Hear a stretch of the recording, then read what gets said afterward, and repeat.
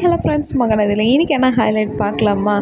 மாசுனா மாசுங்க இது தாங்க. நிவின் கேட்குற கேள்விக்கு காவேரியால் ஒரு இடத்துல நிதானத்தில் பதில் சொல்ல முடியாத ஒரு அமைதியாகவே இருக்கிறாங்க. ஏன் காவேரி, விஜய்க்கு மேலே நீ வச்சுருக்கிற அன்பும் விஜய் உன் மேலே வச்சுருக்கிற அன்பும் ஒரு நல்ல ஒரு பாண்டிங்காக இருக்குது. இவ்வளோ நீ ரிஸ்க் எடுத்து விஜய்கிட்ட பேசணும் பழகணுன்ட்டு நீ ஆசைப்பட்றியே, அது உங்கள் அம்மாக்கிட்டேயே சொல்லிடலாம்ல. நான் விஜயோடு சேர்ந்து வாழறேன்னு சொல்லிட்டா உங்கள் அம்மா என்ன சொல்ல போகிறாங்க?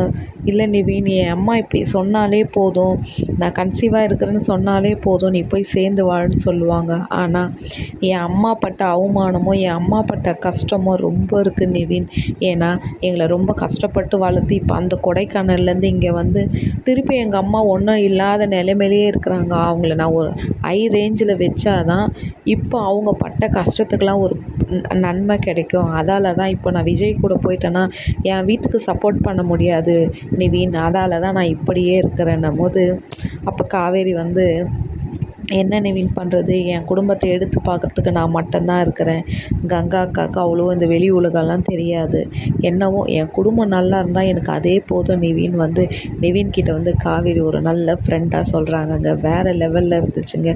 உங்களுக்கு நிவினும் காவேரியோட நட்பு பிடிச்சிருந்தா சப்போர்ட்